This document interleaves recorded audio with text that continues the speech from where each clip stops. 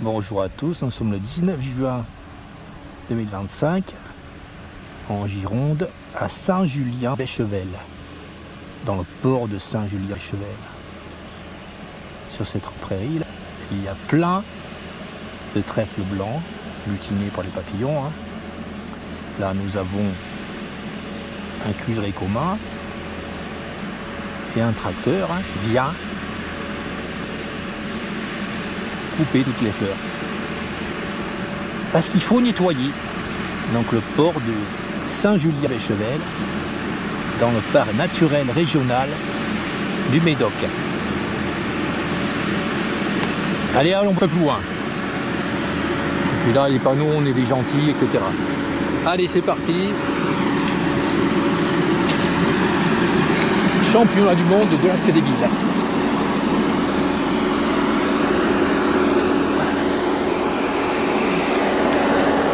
Alors là, ils ont fait pareil de ce côté, dans le parc naturel régional du Médoc. Ils ont coupé toutes les plantes en fleurs sur cette prairie et ils ont laissé exclusivement une allée d'herbe de pampa. Ils avaient fait exactement pareil au printemps. Et ils avaient coupé toutes les renoncules en fleurs qu'il y avait le long du fossé là, enfin le long du ruisseau. Donc là, c'est pas un engin qui va faire une tonte, c'est un engin qui vient faire un broyage. Et il fait plein de poussière, c'est insupportable. Là, on peut voir que derrière, c'est une espèce de gyrobroyeur.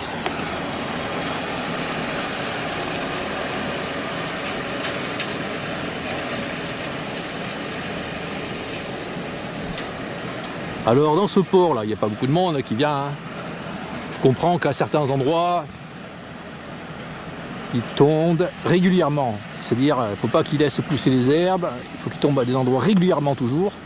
Et à d'autres endroits, il faut qu'ils laissent l'herbe non tondue pour favoriser la vie des papillons. Mais eux, ils font absolument n'importe quoi. Ils laissent pousser ces trèfles blancs.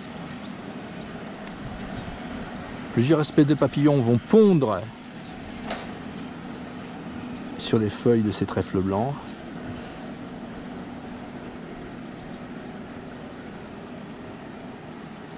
Alors le cuivret commun, il va pondre sur les oseilles qui y a dans ces prairies. Et ensuite, une fois que la pompe est faite, que les chenilles commencent à se nourrir, il y a un tracteur qui vient tout broyer. Donc ce lieu est un lieu de destruction des papillons. Par débilité, il ne comprend pas ce qu'il fait là. Alors à côté, ce que nous avons, ce sont les herbes de la pampa, dans ce parc naturel régional du Médoc. Et ces herbes de la pampa sont super laissées. Alors depuis mars 2023, l'herbe de la pampa est interdite de commercialisation. Depuis au moins 2010, il y a des décrets qui disent qu'il faut éviter toute propagation de l'herbe de la pampa. Mais dans le parc naturel régional du Médoc, l'herbe de la pampa est adorée là. Donc elles sont assez grosses. 1 million de graines par pied. 1, 2, 3, 4, 5. Ouais, une vingtaine de pieds. 20 millions de graines qui vont se répandre dans la nature et former d'autres herbes de la pampa. Ça démontre de manière formelle que ceux qui ont aménagé cet endroit sont d'une nullité absolue.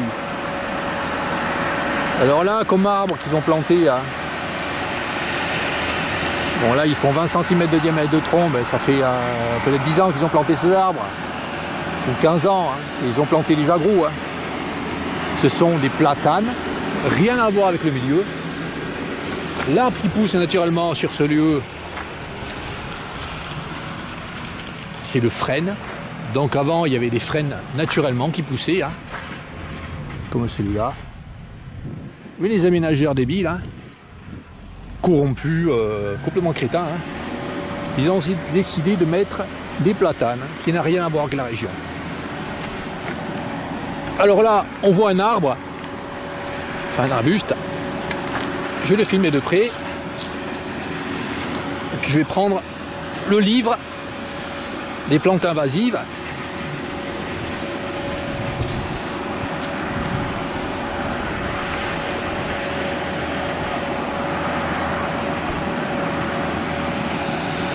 Cet arbre,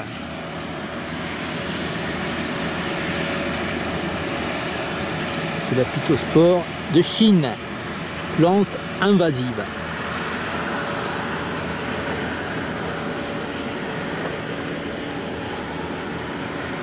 Je cherche là, dans le livre des plantes invasives, vous trouverez Pittosporum de Chine. C'est très simple, il suffit d'acheter le livre. Hein. Ça c'est l'édition 2017. Donc augmenté hein, par rapport à l'édition 2012. Chaque année il y a encore de nouvelles plantes invasives. Et là, le Pittosporum de Chine a été planté en ornement dans le parc naturel du Médoc. Alors ça a été planté avant que ce soit classé en parc, mais il laisse quand même cette plante. Et puis là, ça fait depuis 2010 hein, qu'il y a des décrets. Alors un décret c'est pas une loi, donc ils sont pas obligés. Donc de 2010 à 2023, ben, les plantes que voici là, les herbes la pampa étaient en vente dans les supermarchés, dans les jardineries. Il y en a certaines qui ont arrêté de les vendre, mais d'autres jardineries ont été jusqu'au bout, hein, jusqu'à la dernière limite, jusqu'en 2023, jusqu'en mars 2023. Et après, quand vraiment ça a été interdit, hein, ils ont arrêté, hein, sous peine d'une grosse amende, hein, énorme amende. Hein. D'ailleurs, hein, les textes, ils disent, alors, je sais pas combien de... Je crois que c'est 100 000, enfin, une énorme amende pour celui qui vend ces herbes à la pampa, hein. Plusieurs dizaines de milliers d'euros hein, d'amende. Hein. Ben, c'est ce que j'avais dit, alors soit dans une vidéo, soit dans un commentaire, j'avais dit, ben, ceux qui vendent ces plantes-là devraient être condamnés à payer des dizaines de milliers d'euros. Hein. Et ben, c'est exactement ce qui s'est passé. Hein. Mais moi j'avais dit ça genre vers 2012, 2013. Et puis ça s'est passé cette loi 10 ans plus tard. Il a fallu 10 ans pour qu'ils décident bah, de faire exactement ce que je disais à mot, hein, pratiquement. Hein. Donc les premières vidéos que j'ai fait sur cette herbe la pampa là, où je critiquais les plantations d'herbes la pampa, notamment celles qui sont sur le bord de la rocade bordelaise, qui ont été plantées exprès, bien alignées, hein. Eh ben, elles me valaient plein de pouces en bas, hein, de petits soumis hein, qui considéraient que c'était mal ce que je disais, car j'étais pas dans la lignée de l'État. Alors ces petits soumis, maintenant le problème c'est que ils se retrouvent ni de mon côté, ni du côté de l'État. Parce que l'État maintenant est de mon côté, exactement, dit exactement ce que je dis.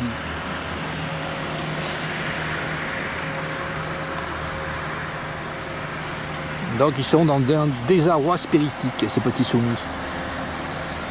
Puisque maintenant ils vont devoir enlever leurs herbes la pampa de chez eux. Et même j'espère qu'il va y avoir une loi qui va tomber et qui va faire en sorte que les gens qui gardent, au moins qui laissent fleurir là, les herbes la pampa, ben, une loi qui fasse que les gens qui laissent ces tiges, ces épis montés là, soient condamnés à aller 100 € par épi. Ouais, mais ils ont pas qu'à être cons. Hein. C'est simple, on prend un sécateur, on coupe l'épi. Hein. Comme ça, ça évitera au moins que les herbes la pampa se répandent par les graines. Et puis aussi, à fortement leur conseiller à couper leurs herbes la pampa dans les plus brefs délais.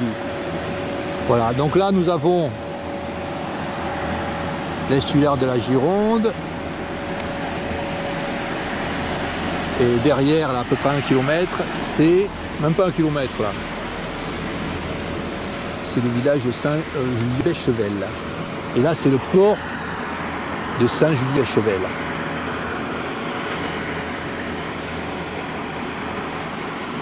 Bon, ben tout est débile, hein, en fait. Hein. Là-bas, rien que d'ici, là, on peut voir. À 200 mètres, on peut le voir. Hein.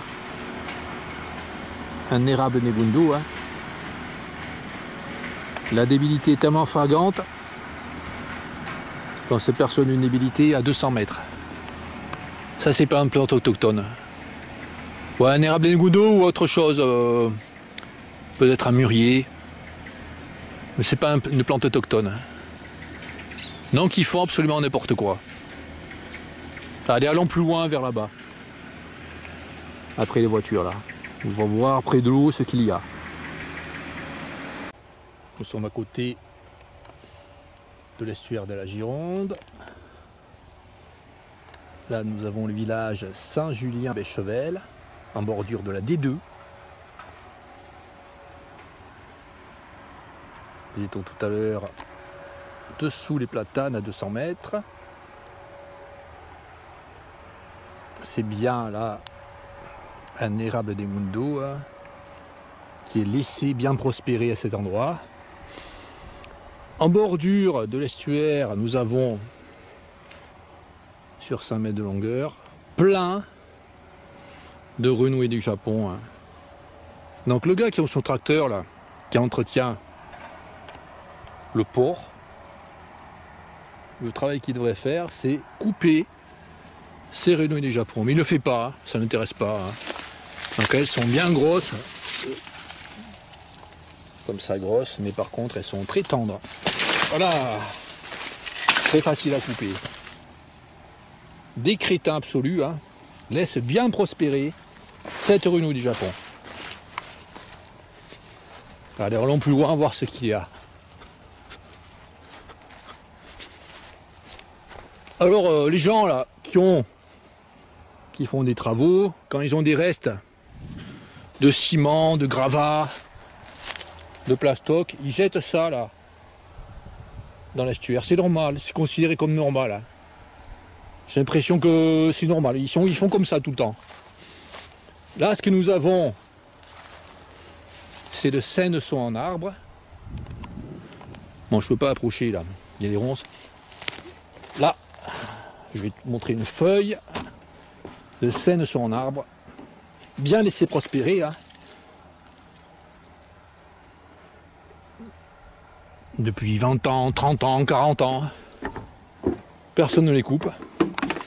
Nous sommes dans le parc naturel régional du Médoc et personne ne s'occupe à éliminer ces saines sont en arbre. Là-bas aussi, c'est un saine sont en arbre. Donc là, renouée du Japon, là,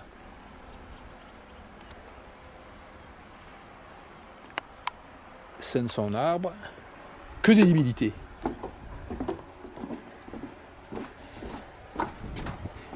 Bon là il y a un gars sympa, il a mis sa petite cabane, il n'a pas mis interdiction d'entrée. Voilà, donc on peut se promener, on peut rentrer, on peut passer. Hein. On va pas la bouffer sa baraque. Il y a des gars qui mettent interdiction d'entrée, là devant avec un panneau là. Bon ben là on passe, on regarde ce qu'il y a derrière, c'est tout, voilà on se promène. Là il y a la vase. Bon, pas tellement de délimitation, la vase et puis après l'eau. La vase est le lieu de vie des larves de l'emploi. Alors il y a l'emploi marine, l'emploi de rivière, je sais pas si l'emploi de rivière elle arrive ici. Hein. Ouais, il y a l'emploi de rivière, cet endroit. Et la marine qui remonte au moins jusqu'à...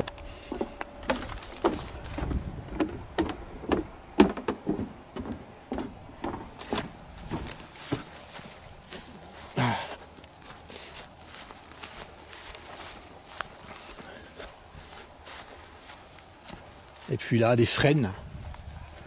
Donc l'arbre qui pousse naturellement hein, en bordure de l'estuaire de la Gironde. Puis toujours hein, des plaques de ciment.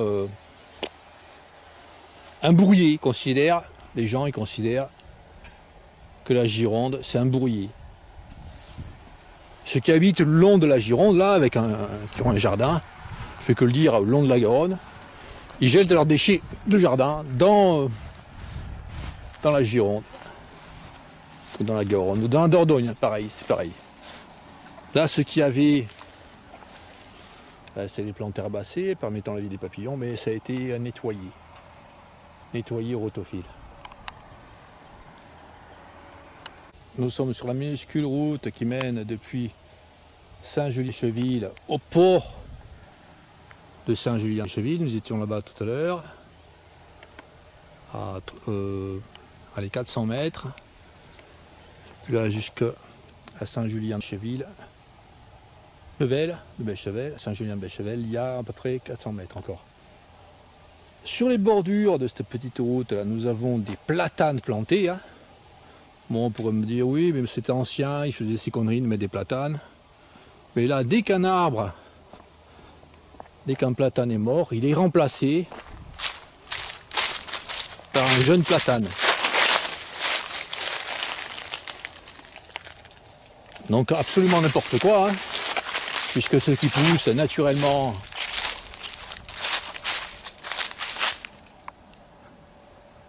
ce sont les frênes, on voit qu'ils poussent, là, des petits frênes partout. Hein. Là, au pied du fossé, ben, il y a tous les trèfles qui ont fleuri au printemps. Là. Il peut y avoir plein de chenilles sur ces trèfles, sur le plantain, etc. Mais c'est nettoyé. Parce que les gens qui vont sur le chemin, là, il faut leur faire plaisir, alors il faut couper ce qu'il y a au pied du fossé. Non, mais comme le gars il a un tracteur, hein, et comme quand il a un tracteur sous les pattes et il sait pas quoi foutre, hein, il vient broyer là le long du fossé. Là c'est la plantation de peupliers, ouais un peu plus loin là, au bord,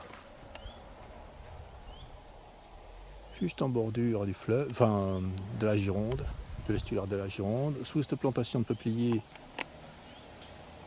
il y a la nivole d'été, hein, qui a fleuri là il y a plusieurs mois, hein, qui est au stade de fruits maintenant, et la plupart sont tondues. Il en reste quelques-unes que le tracteur a évité, hein, par erreur, il a évité ça par erreur.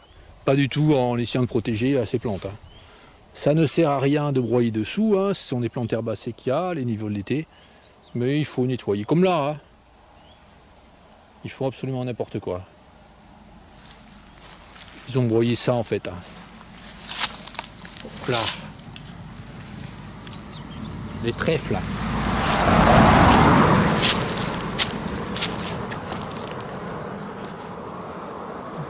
Alors là, ce terrain il est broyé. Hein.